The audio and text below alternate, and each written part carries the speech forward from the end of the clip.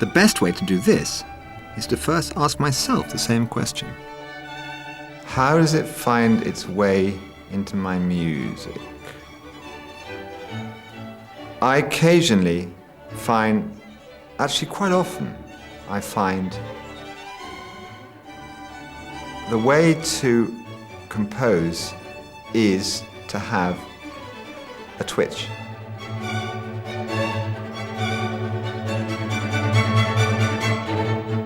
It's almost like an automated, it's not an automated twitch, it's more like a deliberate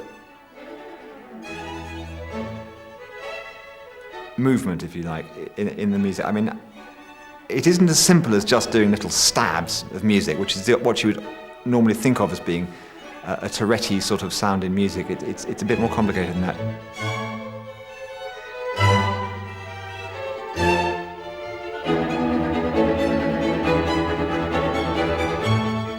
It's about going where you want to go, but going a little bit further. And the kind of underlying feeling is, sod it, I don't care.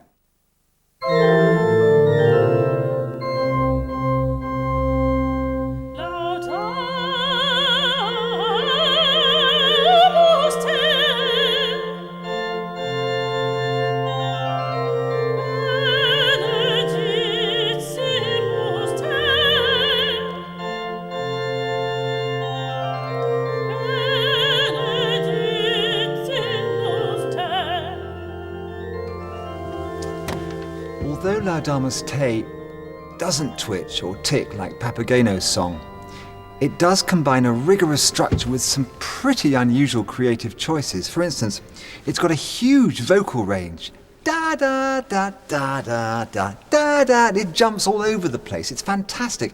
It's almost chaotic, and Mozart is drawn to chaos. He loves to do the unexpected. But somehow he's still compelled to keep it all within a firm, ordered framework.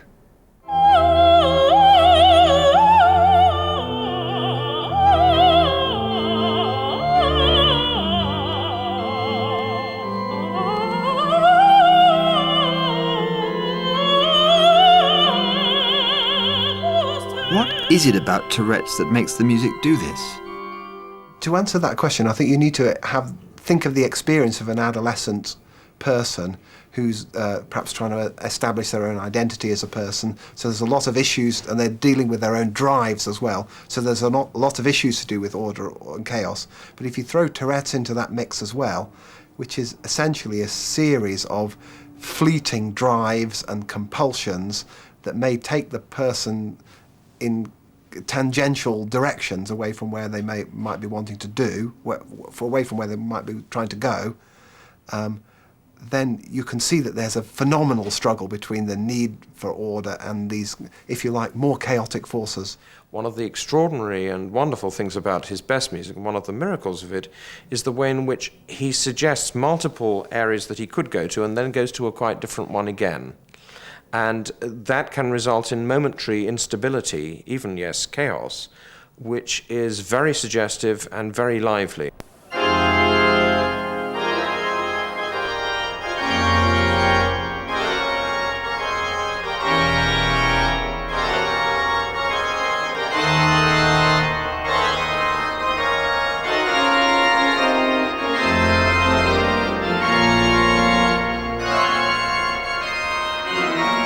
This piece was written, like so much of his great work, the year before Mozart died.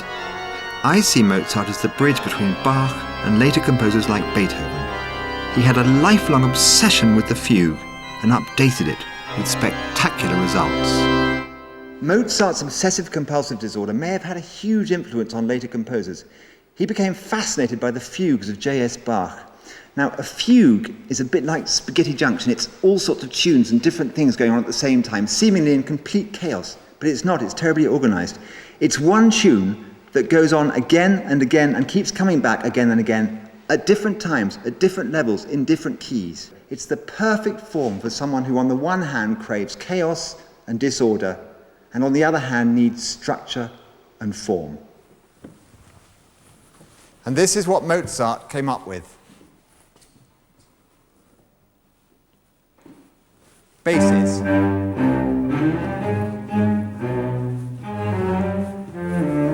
violas,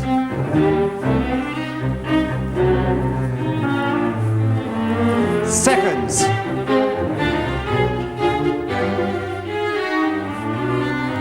firsts,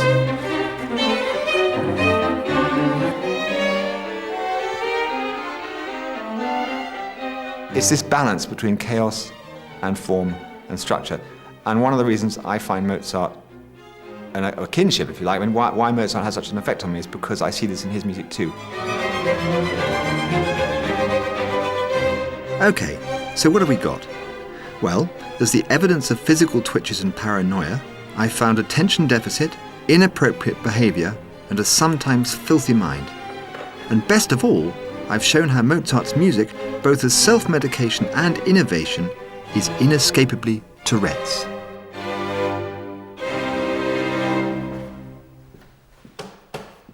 Have you ever considered, for instance, that there might be some more of Tourette's syndrome inherent, as I believe, inherent in Mozart's music, rather than the sketchy, slightly sketchy hand-me-downs in terms of what we have in letters and hearsay? I must state at the outset, although I'm a very keen listener to music, and I once played the piano and I did soprano lessons, I'm not a musician. And I cannot argue against the fact that the inherent qualities of the music may or may not be Tourette in nature. I think it's perfectly possible that somebody suffering from such a syndrome could try to turn it to positive creative effect. But I suspect that he wasn't aware either way of it. And there are certain things that are suggestive of Tourette symptoms. For instance, as you've mentioned before, the obsessionality, the need for just rightness.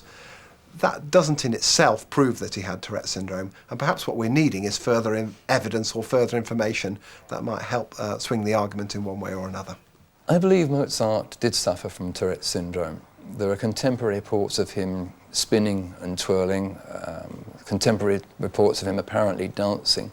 There was an obsession with bodily function, which is very common among Tourette sufferers, Tourette syndrome. He was also very, very compulsive and very obsessive. And all of these are trademarks of the Tourette sufferer. So, did Mozart have Tourette syndrome? I think he did.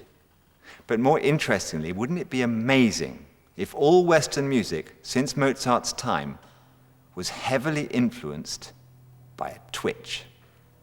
I once had a whim I had to obey it to buy a French horn in a second-hand shop. I polished it up and I started to play it in spite of the neighbours who begged me to stop.